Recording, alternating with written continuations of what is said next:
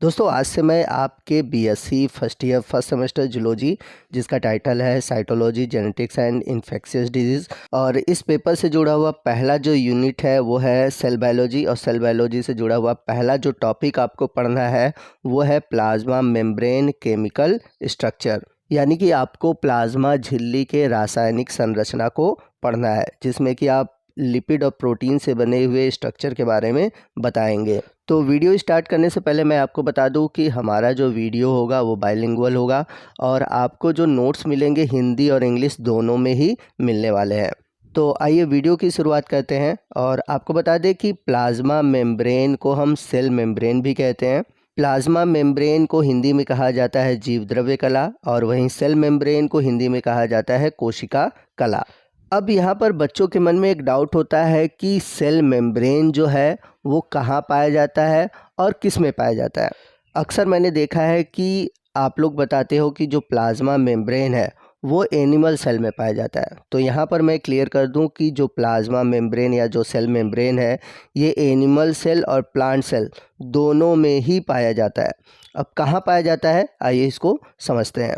तो यहाँ पर आप इमेज में देख सकते हैं ये है प्लांट सेल यानी कि पादप कोशिका और इसके राइट साइड आप देख सकते हैं ये है एनिमल सेल यानी कि जंतु कोशिका। तो अगर आप प्लांट सेल में देखेंगे तो प्लांट सेल में जो सबसे बाहर की ओर आप लेयर देखेंगे वह कहलाती है कोशिका भित्ति यानी कि सेल वॉल। तो पादप कोशिका में यानी कि प्लांट सेल में जो सेल मेम्ब्रेन होता है, जो कोशिका कला होती है, वह कोशिका भित्ति के बाद पाई जाती है। याद रखिएगा कि प्लांट सेल में जो सेल मेम्ब्रेन होता है या प्लाज्मा मेम्ब्रेन होता है वह कोशिका भित्ति यानी कि सेल वॉल के बाद पाई जाती है, जबकि एनिमल सेल में हम सभी जानते हैं कि सेल वॉल नहीं पाया जाता। तो इस तरह से एनिमल सेल में जो सबसे बाहरी लेयर होती है वो होती है सेल मेम्ब्रेन या फिर प्लाज्मा मेम्ब्रेन।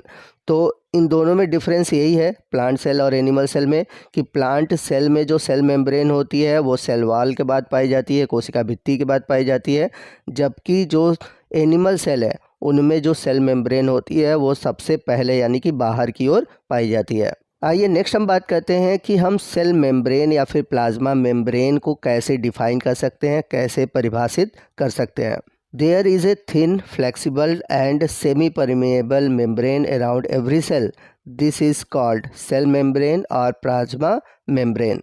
यानी कि प्रत्येक कोशिका चाहे वो प्लांट सेल हो या फिर एनिमल सेल हो उसके चारों ओर एक पतली लचीली एवं अर्धपारगम्य, जिसे इंग्लिश में बोलेंगे सेमी परमिएबल मेम्ब्रेन होती है, जिसे हम कोशिका कला या फिर जीव द्रव्य कला कहते हैं। तो जैसा कि मैंने पीछे आपको बताया था कि जो एनिमल सेल होते हैं इनमें यह बाहरी आवरण बनाता है, जबकि जो प्लांट सेल होते हैं इनमें यह कोशिका भित्ति यानी कि सेल वॉल के अंदर स्थित होता है।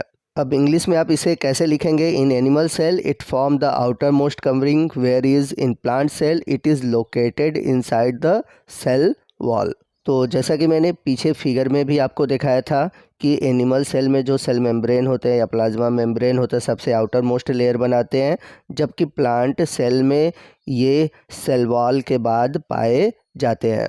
आई होप अब आपका डाउट क्लियर हो गया होगा कि जो सेल मेम्ब्रेन होता है पहले तो दोनों ही तरह के सेल में पाया जाता है, प्लांट सेल और एनिमल सेल दोनों में ही पाया जाता है, और कहाँ पाया जाता है ये भी क्लियर हो गया होगा। अब आइए नेक्स्ट हम बात करते हैं सेल मेम्ब्रेन के स्ट्रक्चर के बारे में।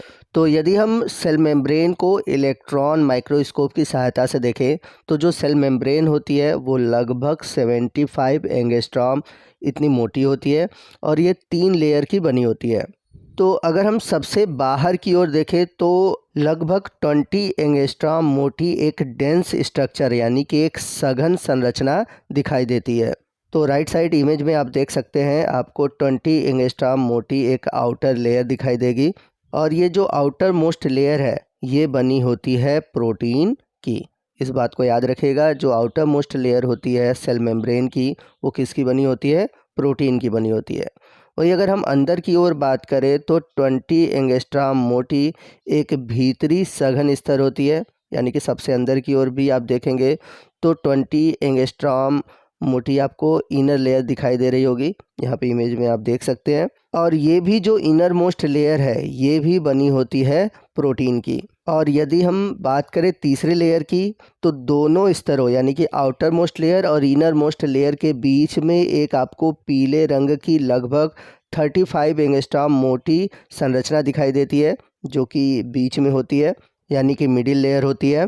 जैसा कि इमेज में आप देख सकते हैं, ये मिडिल लेयर दिखाई दे रही है और इसकी जो मोटाई है वो है 35 एंगस्ट्रॉम। तो ये जो मिडिल लेयर है ये लिपिड की बनी होती है, इसलिए इसे हम बोलते हैं लिपिड लेयर। और यहाँ पर एक चीज़ और भी क्लियर कर दूँ कि यहाँ पर जो लिपिड लेयर होती है वो डबल होती है, यानी कि हम इसे लिपिड बाई लेयर भी कहते हैं, क्योंकि यहाँ पर लिपिड के 2 लेयर होते हैं, जैसा कि यहाँ पर इमेज में आप देख सकते हैं। अब यहाँ पर आपने तो देख लिया कि प्लाज्मा मेम्ब्रेन का स्ट्रक्चर कैसा होता है, लेकिन इस मेम्ब्रेन के स्ट्रक्चर से जुड़े हुए कुछ संकल्पनाएं दी गई हैं। कहने का मतलब ये है कि अलग अलग वैज्ञानिकों ने प्लाज्मा मेम्ब्रेन के स्ट्रक्चर से जुड़ी कुछ मॉडल दिए हैं और उन मॉडल से जुड़े हुए क्वेश्चन आपके एग्ज़ाम में पूछे जाते हैं। तो आइए नेक्स्ट हम बात करते हैं संरचना से जुड़े हुए विभिन्न परिकल्पनाएं, यानी कि concept related to plasma membrane structure. तो इसके लिए कई संकल्पनाएं हैं, जैसे पहला है लिपिड लिपिड बाइलेयर मॉडल, दूसरा है सैंडविच मॉडल, तीसरा है यूनिट मेम्ब्रेन मॉडल और चौथा है फ्लूइड मोज़ेक मॉडल। और इन चारों संकल्पनाओं में जो सबसे इम्पॉर्टेंट है वो है फ्लूइड मोज़ेक मॉडल, जिसे हिंदी में हम बोलते हैं तरल मोज़ेक मॉडल, और ये एग्ज़ाम में पूछा जाता है। तो आइए हम बारी बारी से सभी मॉडल के बारे में जानते हैं। तो सबसे पहला जो मॉडल है वो है लिपिड लिपिड बाइलेयर मॉडल। तो अगर हम एग्ज़ाम के पॉइंट ऑफ व्यू से देखें तो ये जो मॉडल है वो इम्पॉर्टेंट है नहीं, न ही इससे क्वेश्चन बनते हैं, लेकिन आपको नॉलेज के लिए इसके बारे में जानना चाहिए। तो 1902 में ओवरटन नामक एक वैज्ञानिक थे, जिन्होंने कहा था कि जो लिपिड होते हैं उनसे होकर कुछ सेलेक्टिव चीज़ें, यानी कि कुछ चुनिंदा चीज़ें झिल्लियों से होकर गुजर जाती हैं, यानी कि झिल्लियों से होकर आर पार हो जाती हैं। और इस आधार पर उन्होंने कहा कि जो कोशिका झिल्ली है, यानी कि जो प्लाज्मा मेम्ब्रेन है, वह लिपिड की एक पतली परत से बनी होती है। तो यहाँ पर फिगर में आप देख सकते हैं, तो सबसे बाहर प्रोटीन की बनी हुई लेयर है जो आपको स्काई ब्लू कलर से दिख रही है, और अंदर आप देख सकते हैं येलो कलर से कुछ स्ट्रक्चर दिखाई दे रहा है और उसके नीचे टेल की तरह स्ट्रक्चर दिखाई दे रहा है। तो ये जो हेड वाला रीजन है और ये जो टेल वाला रीजन है, ये दोनों मिलकर बना रहे हैं लिपिड। तो लिपिड का 2 नेचर होता है। जो हेड वाला रीजन होता है वह वाटर सॉल्युबल होता है, और वाटर सॉल्युबल होने के कारण ये पोलर नेचर का होता है, यानी कि ध्रुवीय प्रकृति का होता है। कहने का मतलब ये है कि ये जो आप येलो वाला गोल भाग देख रहे हैं लिपिड का, ये पानी में घुलनशील होता है, इसलिए इसको हम बोलते हैं हाइड्रोफिलिक। हाइड्रोफिलिक का मतलब होता है, हाइड्रो मीन्स होता है वाटर, और फिलिक का मतलब होता है लविंग, यानी कि वाटर लविंग होता है। और ये जो टेल वाला रीजन है, इसको आप देख सकते हैं, ये वाटर में सॉल्युबल नहीं होता, यानी कि इसमें वाटर जुड़ता नहीं है, इसलिए इसको हम बोलते हैं हाइड्रोफोबिक। हाइड्रो मतलब वाटर और फोबिक का मतलब होता है हेटिंग, यानी कि पानी से नफरत करने वाला, पानी से न जुड़ने वाला। तो लिपिड में दोनों नेचर होते हैं, हाइड्रोफिलिक भी होते हैं, हाइड्रोफोबिक भी होते हैं, यानी कि हेड वाला रीजन पानी से जुड़ता है और टेल वाला रीजन जो है वो पानी से नहीं जुड़ता। तो आगे चलकर इस मॉडल में कुछ कमियां हुई, और इन कमियों को देखते हुए एक नया मॉडल दिया गया, जिसे हम कहते हैं सैंडविच मॉडल। और ये जो सैंडविच मॉडल है ये दिया गया था डेवसन और डेनेली के द्वारा 1935 में, और इन्हीं के नाम पर इस मॉडल को हम डेवसन डेनेली मॉडल भी कहते हैं, यानी कि सैंडविच मॉडल का दूसरा नाम डेवसन डेनेली मॉडल भी है। अब इस मॉडल के अकॉर्डिंग अगर हम बात करें तो इनका कहना था कि जो प्लाज्मा मेम्ब्रेन है ये बनी होती है प्रोटीन और फास्फोलिपिड की। तो ये जो लिपिड की लेयर होती है वो बाई लेयर होती है, यानी कि 2 लेयर होती है, जैसा कि पीछे मैंने आपको वीडियो में बताया था। और जो प्रोटीन होता है ये इनके दोनों साइड बाहर की ओर पाया जाता है। तो इस आधार पर डेवसन और डेनेली ने कहा कि जो प्लाज्मा मेम्ब्रेन है ये एक तरह से ट्राइमिलर, यानी कि 3 परतों वाली लेयर होती है, जिसमें कि लिपिड और प्रोटीन होते हैं, इसलिए इसको हम बोलते हैं लिपोप्रोटीन इन नेचर। तो इन्होंने इसे ट्राई लेमिलर स्ट्रक्चर क्यों कहा? ट्राई मतलब होता है 3, तो बाहर की तरफ आपने देखा था प्रोटीन है, मतलब बाहर और अंदर 2 प्रोटीन लेयर हो गए, और बीच में लिपिड का, यानी कि 3 लेयर हो गई। और चूँकि प्लाज्मा मेम्ब्रेन बने किसके हैं?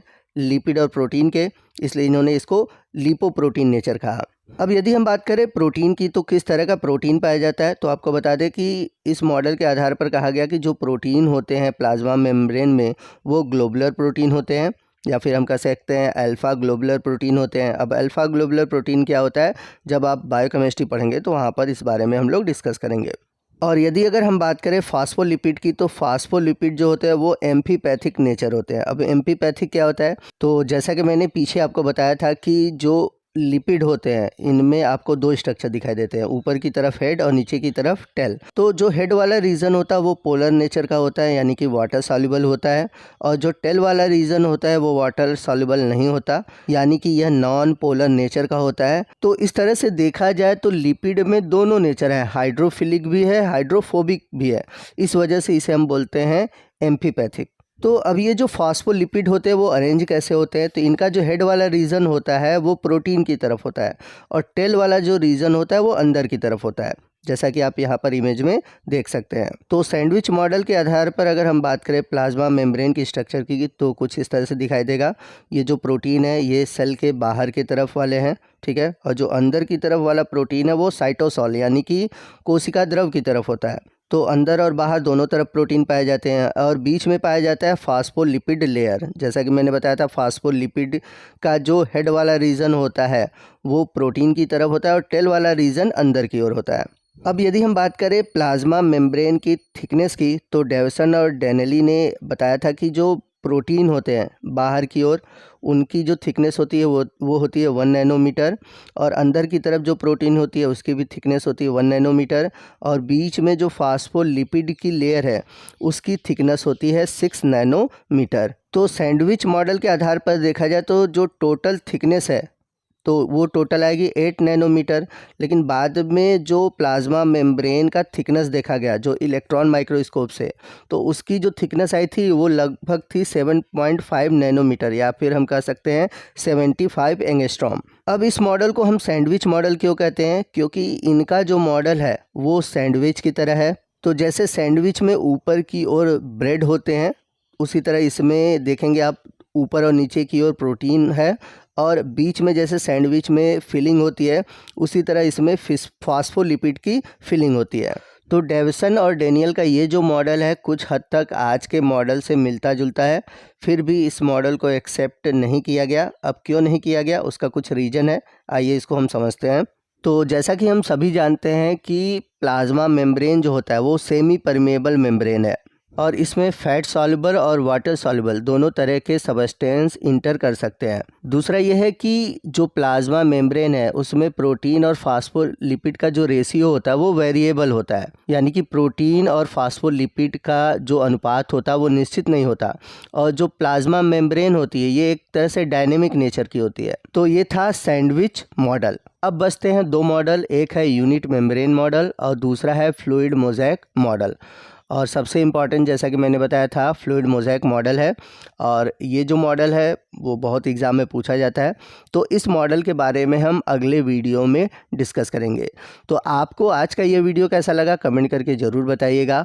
आपको अगर वीडियो अच्छा लगा होगा तो प्लीज़ वीडियो को लाइक करिएगा, अपने दोस्तों में शेयर कीजिएगा, और यदि आप हमारे चैनल पर नए हैं और अभी तक आपने हमारे चैनल को सब्सक्राइब नहीं किया हुआ है तो प्लीज़ चैनल को सब्सक्राइब कर लें, क्योंकि आने वाले दिनों में आपको BSc first year first semester से जुड़े हुए जूलॉजी और बॉटनी दोनों के वीडियो हिंदी और इंग्लिश में मिलने वाले हैं। तो मिलते हैं अगले वीडियो में अगले टॉपिक के साथ, तब तक के लिए जय हिंद जय भारत।